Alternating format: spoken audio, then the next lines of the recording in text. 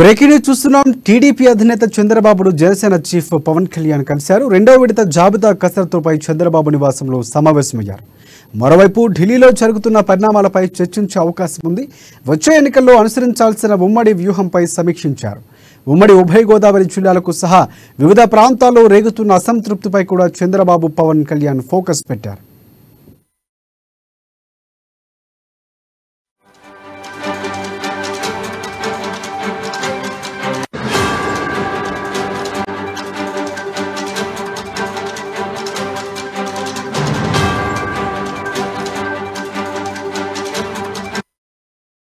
ఇక ఉమ్మడి రెండవ జాబితా మేనిఫెస్టోపై చంద్రబాబు పవన్ చర్చించారు. ఇప్పటికే ఉమ్మడి తొలి జాబితాను విడుదల చేయగా రెండవ జాబితాపై కసరత్తు పెంచారు. టీడీపీకి చెందిన 20 నుంచి 30 అభ్యర్థులు రెండవ జాబితాలో ప్రకటిస్తారని, జనసేన నుంచి 10 మంది అభ్యర్థులు ఖరారు చేస్తారని తెలుస్తోంది. ఇప్పటికే టీడీపీ 94, జనసేన 5 సీట్లలో అభ్యర్థులు ప్రకటించారు. మరో 19 మంది జనసేన అభ్యర్థులు ప్రకటించాల్సి ఉంది.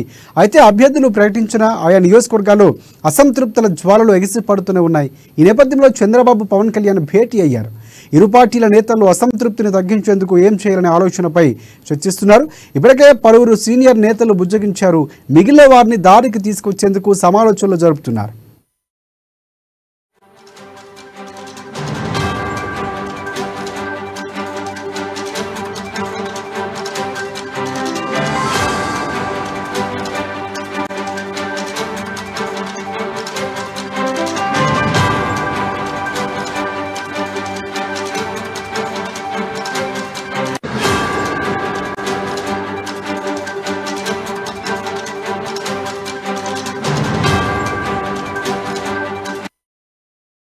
బ్రేకింగ్ న్యూస్ చూస్తున్నాం. టీడీపీ అధినేత చంద్రబాబును జనసేన చీఫ్ పవన్ కళ్యాణ్ కలిశారు.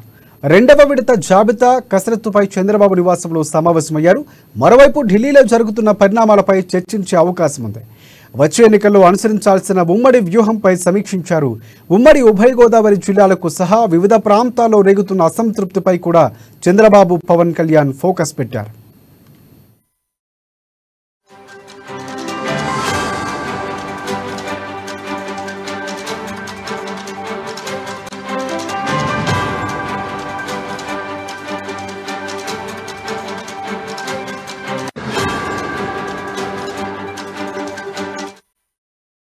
ఇక ఉమ్మడి రెండవ జాబితా మేనిఫెస్టోపై చంద్రబాబు పవన్ చర్చించారు. ఇప్పటికే ఉమ్మడి తొలి జాబితాను విడుదల చేయగా రెండవ జాబితాపై కసరత్తు పెంచారు.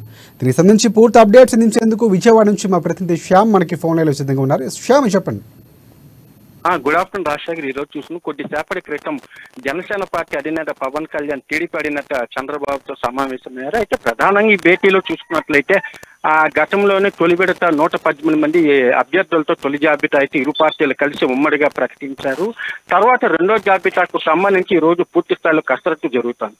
నిన్న చూసుకుంటే బీసీ గర్జనకు సంబంధించి వాళ్ళు బీసీ ఒక డిక్లరేషన్ కూడా వాళ్ళు ఒక విడుదల చేశారు. బీసీలకు తెలుగుదేశం పార్టీ జనసేన పెద్దపేట వేస్తున్నందుకు కూడా బీసీ ఓట్లను ఆకట్టుకునేందుకు ఇరు పార్టీల నేతలు కూడా వాళ్ళు ప్రయత్నిస్తున్నారు. ఈ నేపథ్యంలో ఈ రోజు జరుగుతున్న సమావేశం ప్రధానంగా ఢిల్లీలో చూసుకున్నట్లయితే బీజేపీ పార్టీ ఇప్పటి వరకు కూడా వీళ్ళతో కలిసి ముందుకెళ్తుందా లేదా అనేది ఇంకా దాని మీద సంబంధించి సంక్షేమం కొనసాగుతోంది. మరోవైపు బీజేపీ కూడా తన ఎంపీ అభ్యర్థుల జాబితా విడుదల చేస్తూ ఉంది.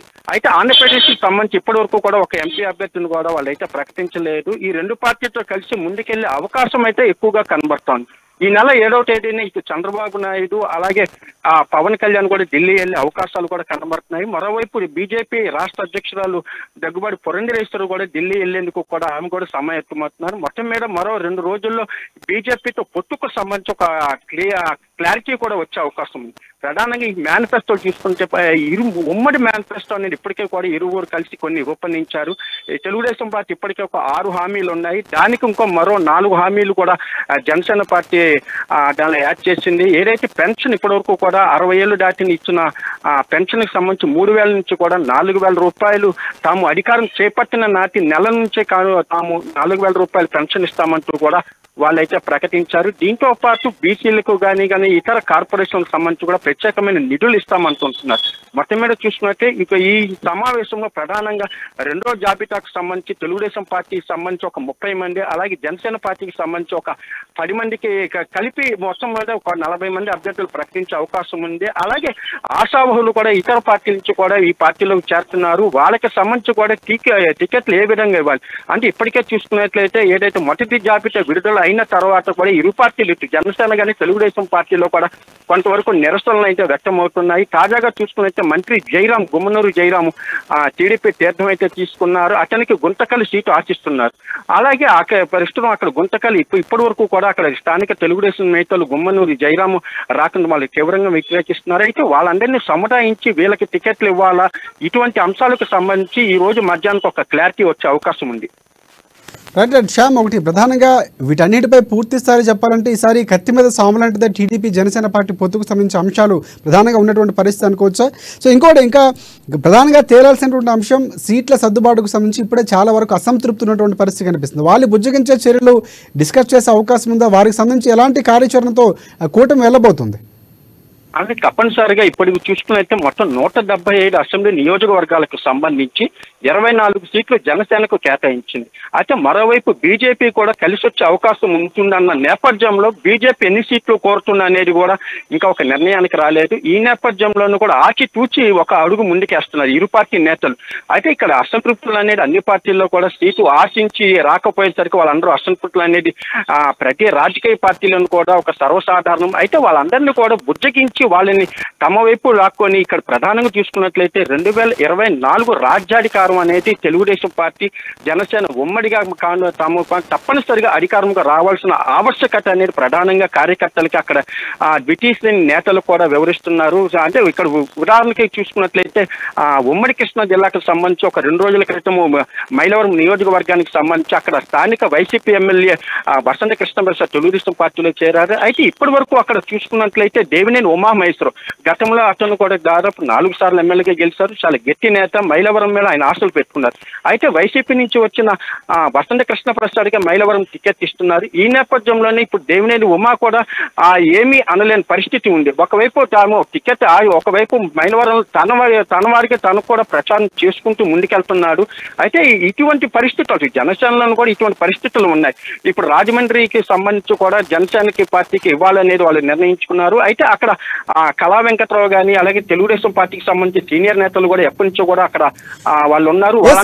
ఇంకోటి ప్రధానంగా ఉత్తరాంధ్రకు సంబంధించి చాలా సందిగ్ధత ఉన్నటువంటి పరిస్థితి కనిపిస్తుంది. బీసీ సామాజిక వర్గం కాపు సామాజిక వర్గం ఎక్కువగా ఉన్నటువంటి ప్రాంతాల నేపథ్యంలో అక్కడ టికెట్ల కేటాయింపుకి సంబంధించి కొంతవరకు తాత్సారం జరుగుతుందనేటువంటి వార్తలు కనిపిస్తున్నాయి. సీనియర్లు పక్కన పెట్టే ఆలోచన, మీరు మాట్లాడుతూ కళా వెంకట్రావు లాంటి నేతలు కూడా పక్కన పెట్టే ఆలోచన కనిపిస్తుంది. సో వారిని బుజ్జగించే ప్రయత్నం చేయకపోతే టీడీపీ పార్టీ కొంతవరకు ఇబ్బందికర పరిస్థితులు వచ్చే అవకాశం ఉంది అనుకోవచ్చా? ఇది తప్పనిసరిగా ఇప్పుడు ప్రధానంగా చూసుకున్నట్లయితే తెలుగుదేశం పార్టీ స్థాపించినప్పటి నుంచి కూడా ఒక బీసీలకు పార్టీ కూడా ఒక పేరైతే పడి ఉంది. అయితే ఇక్కడ కాపు సామాజిక వర్గం కూడా ప్రధానంగా ఎన్నికల్లో ప్రధానంగా వాళ్ళ ఓట్లు కూడా అవకాశం ఉంది. అయితే ప్రధానంగా ఉభయ గోదావరి జిల్లాల్లో కాపు ఓట్లు అనేది ఎక్కువ ఉంది. కాబట్టి ఉభయ గోదావరి జిల్లాలకు సంబంధించి కూడా సీట్ల కేటాయింపు చాలా ఇబ్బందికరంగా ఉంది. ఇటు తెలుగుదేశం పార్టీ ఏమైనా ఉంది, జనసేన పార్టీ ఉంది.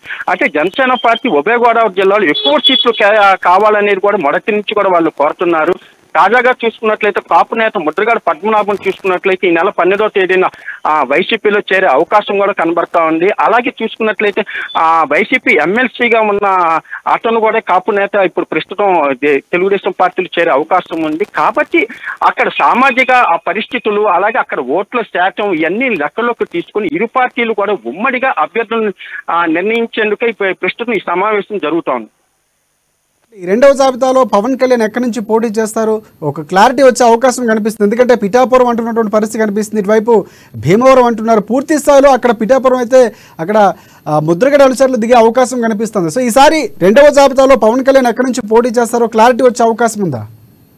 అంటే రెండో జాబితాలో కూడా పవన్ కళ్యాణ్కి సంబంధించి కూడా క్లారిటీ వచ్చే అవకాశం అయితే కనబడట్లేదు. మనం అనుకున్నట్లుగానే పిఠాపురం నుంచి కూడా ఆయన పోటీ చేసే అవకాశం ఉందని మొన్నటి వరకు భావించారు. అయితే ఒకవేళ ముద్రగడ పద్మనాభం వైసీపీ పార్టీ కనుక తీర్థంలో తీసుకున్నట్లయితే ఆయన పవన్ కళ్యాణ్ ఎక్కడి నుంచి పోటీ చేస్తాడో అక్కడి నుంచి ముద్రగడ పోటీ చేసే అవకాశం ఉంది.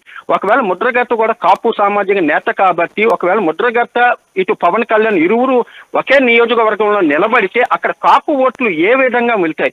ఇటు కాపు నేతగా ఉన్న ఇటు ముద్రగడ పద్మనాభం ఎప్పటి నుంచో చూసుకున్నట్లయితే కాపు సంక్షేమ సేన కింద ఆయన ఎప్పటి నుంచో ఉన్నారు. అలాగే చూసుకున్నట్లయితే ఇక్కడ పవన్ కళ్యాణ్ కూడా కాపు నాయకుడు కాకుండా ఒక రాజకీయ పార్టీ నేతగా ఉన్నారు. అయితే కాపు ఓట్లు ప్రధానంగా ఎక్కడ ఉన్నాయో అక్కడి నుంచో గెలవాలనేది ఉంది. గతంలో చూసుకుంటే భీమవరం నుంచి కూడా ఆయన పోటీ చేశారు. అయితే భీమవరం చేస్తారా, కాకినాడ, ప్రతాపురం ప్రధానంగా ఈ 3 నియోజకవర్గాలకు సంబంధించి ఆయన ఒక నిర్ణయం తీసుకుని ఉంది. అయితే ఆయన పేరు మాత్రం రెండో జాబితాలో కూడా వచ్చే అవకాశం లేదు. Right, thank you, thanks for updates Shyam.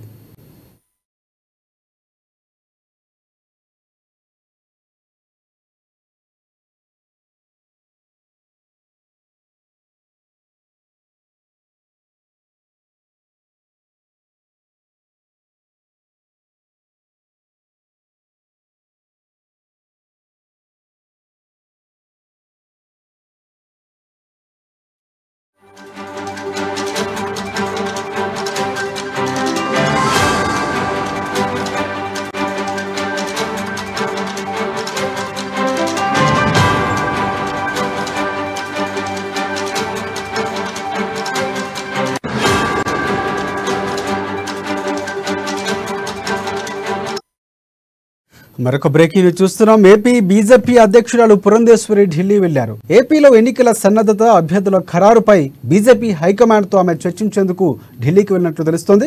ఢిల్లీలో అమిత్ షా, జేపీ నడ్డాలతో సమావేశం కానున్నారు పురంధేశ్వరి. ఈ భేటీ అనంతరం టీడీపీ, జనసేన, బీజేపీ పొత్తుపై ఓ క్లారిటీ వచ్చే ఛాన్స్ కనిపిస్తోంది. అయితే చంద్రబాబు సైతం ఇవాళ లేదా రేపు ఢిల్లీ వెళ్లబోతున్నట్లు తెలుస్తోంది. అదేవిధంగా బీజేపీ లోక్సభ అభ్యర్థుల అంశంపై కూడా చర్చించబోతున్నట్లు తెలుస్తోంది. బీజేపీ విడుదల చేసే 2వ జాబితాలో ఏపీ నుంచి కొన్ని స్థానాల్లో అభ్యర్థులు కూడా ఖరారు చేయబోతున్నట్లు విశ్వసనీయ సమాచారం.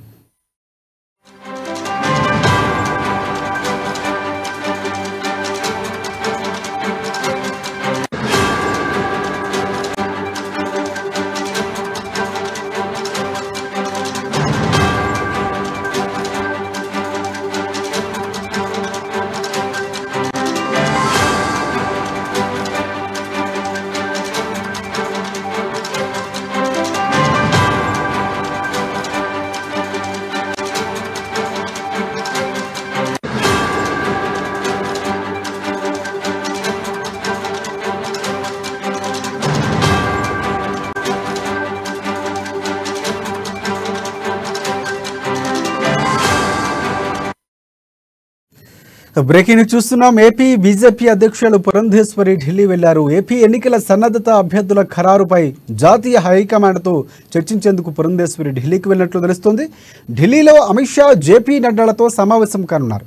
ఈ భేటీ అనంతరం టీడీపీ, జనసేన, బీజేపీ పొత్తుపై ఓ క్లారిటీ వచ్చే ఛాన్స్ కనిపిస్తోంది.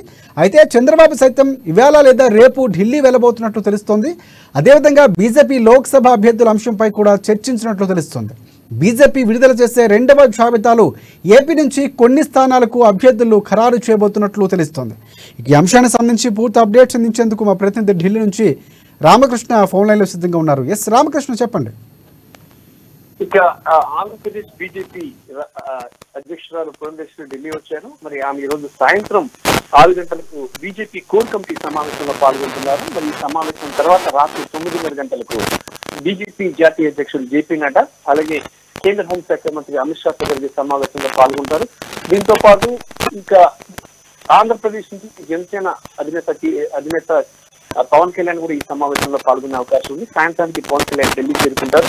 మరి ఇది ఏమన్నా సరే ఆంధ్రప్రదేశ్ రాజకీయాలకు బీజేపీ హెడ్ క్వార్టర్స్ వేదిక కాబోతుంది.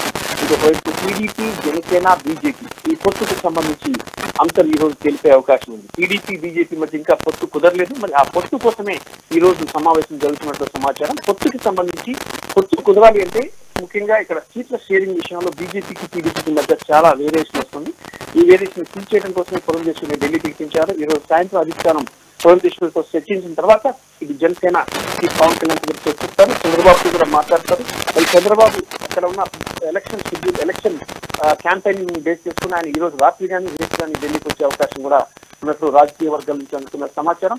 ఏదేమైనా సరే టీడీపీ, బీజేపీ పొత్తు ఉంటుందా లేదా అనే ఒక చర్చ, ఒక డౌట్ అనేది తెలుగు రాష్ట్రాల్లో చాలా చర్చనీయాంశంగా మారింది.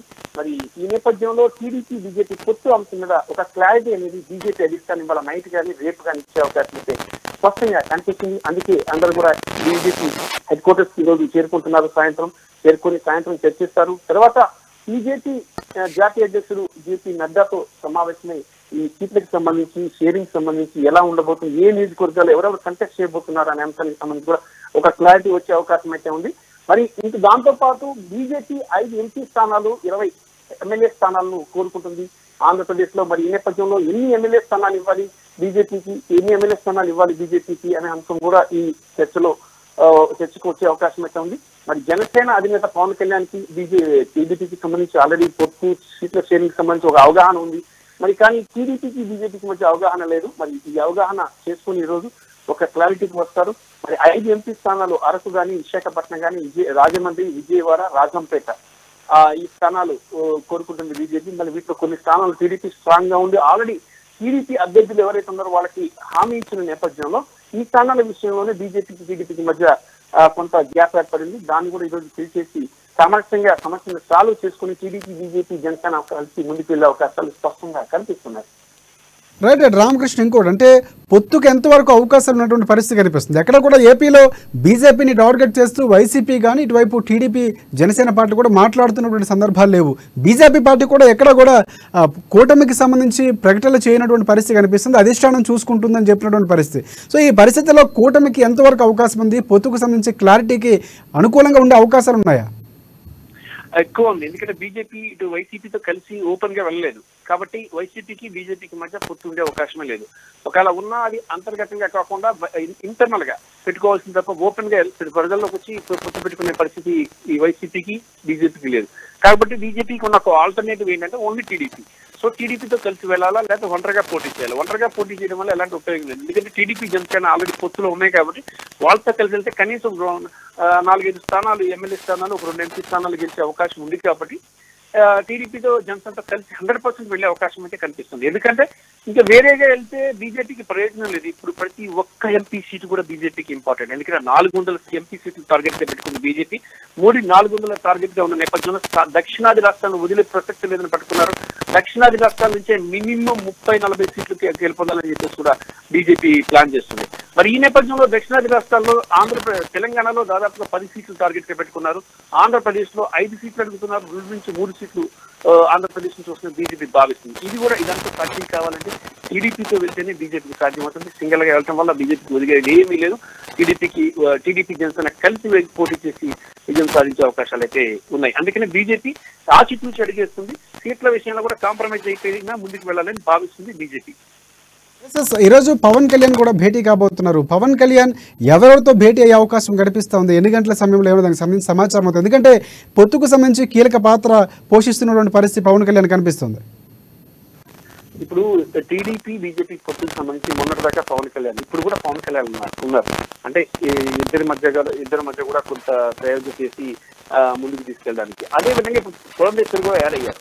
మరి ఇద్దరు పురంధేశ్వరి అంటే పవన్ కళ్యాణ్ ఇద్దరు కూడా ఈ టీడీపీ, బీజేపీని కలిపే ప్రయత్నం చేస్తున్నారు. మరి టీడీపీ, బీజేపీ కానీ కలిస్తే అది ముగ్గురు కాంబినేషన్ లో గతంలో ఎలాగైతే జరిగిందో ఆ రకంగా ఇప్పుడు కూడా వెళ్లే అవకాశం అయితే కనిపిస్తుంది.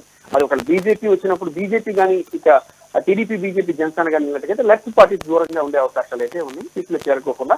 మరి ఈ అంశానికి సంబంధించి పవన్ కళ్యాణ్, అలాగే పురంధేశ్వరి, జేపీ నడ్డా, అమిత్ షా నలుగురు కూడా రాత్రి 9:30-10కి సమావేశమయ్యే అవకాశాలు కనిపిస్తాయి. ప్రస్తుతానికి పవన్ కళ్యాణ్ చంద్రబాబుతో మీటింగ్ ఉన్న నేపథ్యంలో ఆయన ఈ రోజు హైదరాబాద్ లో ఉన్నట్టు సమాచారం. మరి ఆయన సాయంత్రానికి, ఈ రోజు రాత్రికి కానీ సాయంత్రానికి కానీ 6 గంటలకి ఢిల్లీ చేరుకుంటారు. చేరుకున్న తర్వాత 9కి మీటింగ్ అటెండ్ అవుతారని చెప్పేసి రాజకీయ వర్గాల నుంచి అందుకునే సమాచారం. Thanks for updates Ramakrishna.